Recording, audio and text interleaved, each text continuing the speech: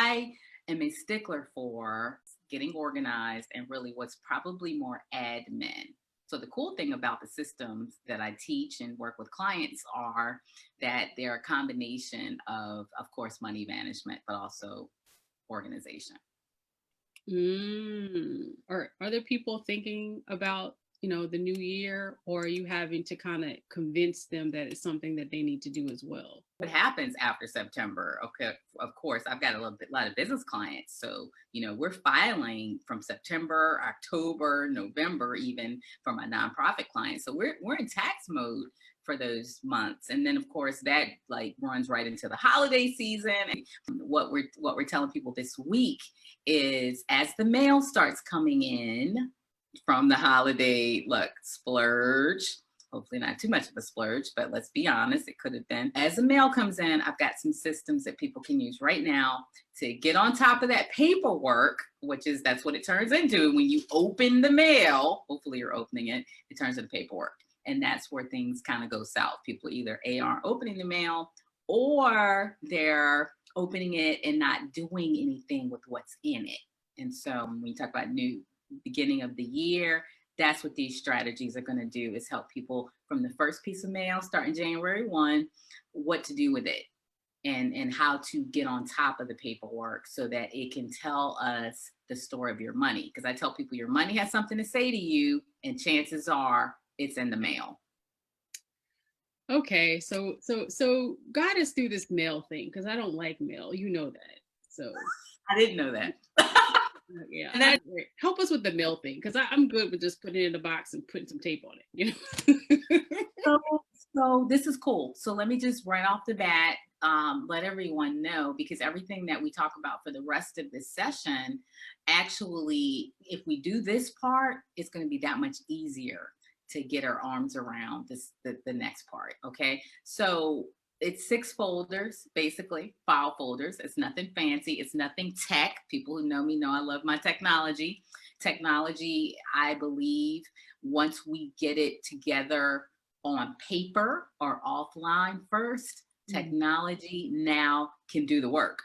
If you jump into technology, which so many people are doing with all of your apps and everything that's out there, but we don't have a grasp on what's happening offline, we don't really understand it. Now technology becomes overwhelming and we get backed up with that and it doesn't give us the value. And we still got the stacks of mail and paperwork and everything else to deal with. Does that make sense? So if we can get it together on paper first, and I only need 3 months, now sometimes less than that, but 3 months of working through the systems that we teach and starting with these folders that I'm going to tell you right now. This is something people can do just as the mail starts coming in. I need you to have 6 folders labeled and ready to go. Okay, so tell me, what do I need to have on these labels, on these folders? Okay, so the first folder, obviously, and that's been my big thing that I kind of started leading off with recently, it's debt. Because if people didn't pay cash for Christmas and for, the Thanksgiving and the decorations and all that, is a good chance they put it on a credit card. And so that's where we kick off the new year, kind of as a society, being stressed out about money, because you see these credit card statements, are worse, you don't, because you don't open them. And then we just kind of check out. So we need a folder for debt. Anything that's debt related that comes in the mail, we need a folder for that. And when that comes in, that's going to be its resting place. Okay. So what's the second folder? Well, banking. Okay, I'll just say banking. Okay. Because and it's funny, in my own system, here's the thing. I started this, you guys, right after Hurricane Katrina, when I had to rebuild my own finances. All that fancy stuff she was reading in the bio really happened. It wasn't as fancy and cute back then. But this was the first thing. I had to take everything I was doing offline because I just didn't have the money to be automated, and I couldn't afford anything surprising me at the bank. So I use these systems, though, to this day, because turns out, even though I miss tech for all my clients and we want to get everybody automated, when it comes to my own money, I have to touch the paper. Like literally, I have a stack of mail that I have to deal with, and I have a set time to deal with it and everything that I teach. But banking banking would be that second folder. And I have so many bank statements, they really don't fit in the folder very well. So I actually have something like a little bigger than a folder. But because I'm back online now, was years ago that I'm talking about, everything's automated. So anything coming in the mail from the bank, it's already been paid, it's statements, things like that. So I don't really need a folder that I'm touching like that, but you still need that place for it. I like that place for it. And then two, a lot of times, I know my particular bank, I'm not going to mention banks on this Zoom. My bank, if you go online, you can see the images, but they don't include those images with your e-statements. You only get the images if you have paper mail. And this has been over 10 years that it's like that. So if I want images of the checks, it comes automatically and free because I'm not part of the e-bill system for my statements. So that would be your second statement. Well, okay, so for that folder, do you have a different folder if you have multiple accounts, or do you put all of your bank accounts in the same folder? Not initially. There's a whole different system I deal with for the statements because that's important for tax time, right? And for documentation and things like that. But no, for starters, what we're talking about, and I'm so glad you're asking me this is about sorting the mail. Okay. That's what we're sorting it, okay? And being someone who pays for advertisement, not very much, but still I can appreciate what we call junk mail. Somebody paid for that. Obviously, that's not going to have a folder, but it's going to be put to the side. I'm not saying throw it away, but it's not going to be one of those folders. Banking, though, would be, and of course, debt, anything credit. I don't know how payday loans exactly work if they send stuff in the mail, but think about that. That's debt. So that would go definitely in the debt folder because we want to be able to look at all that, have it all in one place, and tackle it at one time. Got it. Okay. So the first one is debt. And then I have other transactions, the banking transactions for the second one. So what goes in the third one? So the third one is just the roof over our head, literally. Overhead, like our utility bills, just monthly bills, the maintenance. Okay, some of y'all think y'all have to have cable. I'm not having that conversation with y'all right now, but we just need it as part of the monthly bills, okay, that come in because it does give us insight, a couple things. It lets us know, okay, how much of that we have, number one, but then the due dates are key, because where we're going with a lot of this too, I've got worksheets and an entire 3-ring binder system that a lot of this information goes in, but people can't use the binder system or they can't use the pocket planner if they can't find their paperwork, if they can't find their mail, or if they can't log into their accounts and get the information. And so that's where these folders really are step one. At least we have it. Now, when I give you the worksheet, you can go to that folder and fill the worksheet out because it's all in one place. Gotcha. Okay, so next folder, please. So the next folder is going to be anything insurance related. And as you know, those are licenses that I've had longer than, believe it or not, I've been a CPA. I've had insurance licenses. Insurance is such an important part of our, what I call, financial diet. It's like that thing we never think about, especially in states, I think most of them, where we've got to have auto insurance. We don't even think about how we can maybe, carve out an extra $100 or two with our insurance premiums. It's that silent thing that happens. And look, auto renews, and a lot of times it comes out of our account without us looking at it. But they do send you mail. Okay, so we need you to isolate that mail. So when we have that conversation, we have what we need. So anything insurance related, and I'll tell you what hopefully I would love to see as your money doctor, your financial physician. I would love to see, of course, auto insurance that keeps you legal, but I'd love to see health insurance or something from the marketplace. We still have one, as of this last election, doesn't look like it's going to go anywhere, or right now. I'd love to see disability insurance. Okay, I'd love to see something coming in the mail, and if we don't see that, we're gonna be talking about that because we have the money a lot of times to do the things that we need. We just don't know it. I'd love to see, oh my gosh, if you've got a family, life insurance. Okay, I would love to see some kind of correspondence coming in, and it may not be every month, but even if most insurances are auto draft, they're sending you something every month, even to let you know it's coming out. Or if we're not getting it, that's a cue to check in to see where it is. You see where I'm going with that? Those are There the you go. insurances I would love to see, just kind of the basic stuff. Then if you're up in age, like, okay, I'm not gonna put you out there, but like I am, long-term care, we need to really start looking at these things to protect our assets, because that's what insurance at the end of the day does, you guys. I know y'all think it's just a headache, I gotta have it. Insurance makes you whole. If something happens and you can't work anymore, disability keeps that money coming in. Okay. It's not just the duck you see on commercials, it's other stuff too. Mhm. If something happens, we know what the catastrophes. Insurance will make sure you can get your house replaced or fixed or whatever is required. Do you see what's going on? So insurance is an important part of what I call our financial diet. And so that's why we really want to have that in its own folder. Right. And you know, and I think you made an important just period is I think a It's lot real of life. times when people if they're trying to save money or they try to cancel something, instead of canceling the cable bill, they cancel the insurance.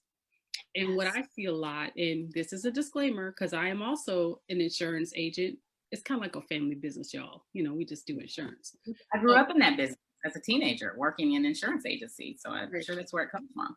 Yeah. right, right. Is that people have insurance that they think they have, and then something happens, and then the family says, "Oh, well, they had this policy," and they call the policy in, and the policy had been canceled for 6 months or a year or something, and the documentation they have is old.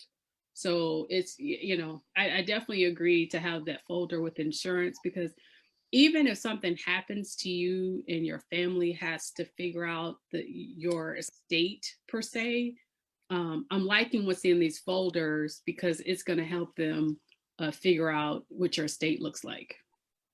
That's so, I love that you added that in. I love that we're having a conversation about this. And maybe we should have more conversations about this, maybe some fireside chats. But Yeah. here's the thing too, with what you just said that I would love to piggyback on, and that is we're talking about other people needing to know. Okay, number one, your family, but then someone like me. Disclaimer: I'm not pulling out insurance app in the middle of our money doctor session or in tax planning. I'm not doing that. Even though I've had these licenses, it's helped with my knowledge base when I get in front of a client. And I have sold insurance. I've done all these different things over the years.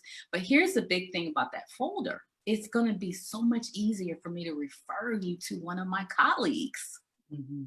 who's a specialist. They love referrals from the money doctor or Mildred Dillon CPA because they know I'm looking at all these areas. I'm not just sending them someone and all these other areas haven't been looked at. We are looking at these areas, and maybe I'm not the person who's going to, meet that need for you because I'm focused on your overall financial health, right? I'm more of that general practitioner, and then I've got my certain areas of specialty. They know we've had that conversation. Look, business insurance, which that's going to be another folder, by the way. You didn't ask, but that's the next folder. Thank the you. next Thank you. yeah, the next folder is anything that's business related, because here's what I know. Over 20 plus years of working with startups, entrepreneurs, I myself was both of those. And with me factor in having to start over a few times, I was at it more than once. Things that come in the mail can be business related. Okay, it's still you. So you're going to get some mail that's related to the business, especially if you don't have an office, a separate standing office, or a storefront, which I don't want to say I hope you don't right now. But let's face it, that's because that's overhead. But if it's not that, all your bills are probably coming to one place. So, so for us to do the tax thing that I'm known so well for and love so much, we need separate bank accounts. See, some of those bank statements that you asked me about, Cassandra, all of those bank statements are all together. It's all banking, right? Mhm. I'm going to treat different things differently in that folder, but it's all banking. I don't need to look at that right now because it's already happened. See, I don't need to take my precious time in between client calls looking at banking statements that have already happened. But you've got things like your and really the business folder too is more for receipts, things that you're using that debit card for, so we can keep that stuff separate and have the paper trail. Right, right. And I think we have one more folder. Am I right? I don't know how many. Can you give me a recap? What have I given you? I think we're at 5. I think we're at 5 because we have the debts, we have the banking, we have the insurance, and then we have the one you just talked about. Yeah. So I'm gonna tell you this: it's taxes, and that's funny because do you see how all of these kind of dovetail into each other? Taxes. You guys, starting next month, you're gonna be receiving all kinds of stuff in the mail that says tax documents enclosed. Okay, maybe it doesn't sound like that. That's me adding a little. It does sound like that, actually. Oh, does it? I don't really know what a tax document sounds like. Yes. It's in bold. Okay, bold font. All right, so maybe that's why. But here's the thing, and it makes tax season so much easier for my clients because, of course, they know this. Anything that says that on it, just put it in a folder. We'll talk about it. My clients, you heard me say, Cassandra, some of their business clients, I'm gonna be honest, they may not file till November. Stuff's coming in January, though. All those documents between January, maybe half of February, no more tax documents are probably coming in. It's nice for them to be able to reach in the file cabinet, pull it out, and give me everything I need. You understand? Or if you're part of our Paperwork Pro program, you're going to understand how I image everything. If paper has its place, it forces me to look at my stuff. That's why I have to have paper, because if it's automated and coming, I'm never going to look at it. I need the paper in front of me so I can do everything that I'm telling you right now. That's just how my brain works with my stuff. But I find my clients too, for their personal stuff, it's just easier to just do it different. We're going to need all the tax documents at once, because if not, that's where notices come from. That's where, tax notices, those we don't want to hear from IRS after we file, right? They're sending you a notice because something didn't make the tax return, because it got lost, or just so much time happened before filing happened. The paper, they just couldn't find it, and we filed without it. You see what I'm saying? So if we start the year off with, if it has tax documents enclosed, and that's pretty much standard for your mortgage, interest, student loan, although that's still, based on the pandemic, being handled a little differently. Definitely, oh my gosh, 1099s, your W-2s, the source of your income. Look, if you got a rental property and you're running it through some kind of government agency to get the rent, they're sending 1099s, folks. That's how it works. So have a folder for all of those things, so when tax time comes, that's one less thing we got to worry about. Okay, so how do we make the folders look pretty? Is it just a regular manila folder, or are you thinking about like a 3-rim binder with like the half folders that go to the binder? Now this is going to vary based on, some people. Let me just say this, because that's definitely another seminar for another day, another course. But here's the thing with it, and it's so funny. It doesn't matter what it looks like if you think about it. Now I know some of us, want it to look pretty. I'm that person too. I would look, trust me, I've got systems, labels, all that stuff from back in the day. I work a lot more automated now. It's really just a holding place for the paperwork until it gets all imaged, especially those receipts. They don't last very long. So we really do need to, at some point, do some things digital. And so I'm not a big fan of investing in huge systems with the folders, unless you're a paper person and you're never going to go digital, you're never going to get apps, you're never going to work online. That's totally fine, especially for startups. But at least we've got it where we can grab it when we need it. That's my goal for people, so that it's not so stressful. It may not look the prettiest, but at least we have it. Okay, so how do we work through these systems as the year progresses? Because now you've helped us with the first month, getting that first month together.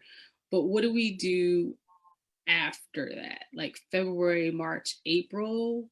Because do we just... This can be ongoing. The folders, if you think about it, you're getting mail all year. Okay, so a little bit of an investment in a paperwork system wouldn't be a bad idea, but you've got your accordion folders, you got all kinds of things. And it's only 6 folders. Think about it. It's not like we need a whole file cabinet for it. And it really does vary. This is where we get very customized with that answer, because I've got clients where when I go to their office, not a whole lot of them, but I do, my higher paying clients, I go to their offices, they've got filing cabinets, and we're working on filing systems and things for all the things that they're doing. But the typical startup home-based business, even solo or entrepreneur, really that need anything that elaborate, but they do need to be able to put their hands on it when they need it. So what I'm going to do to kind of close out with that, and to answer your question, is to invite people to, stay connected, because I'm going to be doing, matter of fact, this kind of jumped the podcast. The podcast is going to be kind of recapping what we talked about today and getting organized. I'm talking about these folders. So I'll say a little bit more on that on the podcast, but then yes, we're going to be walking people through now what. Because when it comes to money management, I found people tend to be overwhelmed, especially if they're running a business along with it. So definitely, we've got what you need.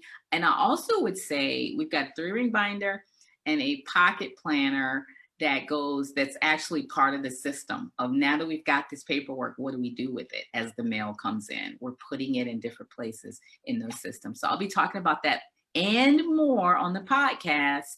And then, of course, if you want to just dive in and take the course, actually the courses are already done, the Paperwork Pro one, which is going to answer what you're asking, feel free to do that. And then you can go through the course. You don't have to wait until we talk about it on the podcast.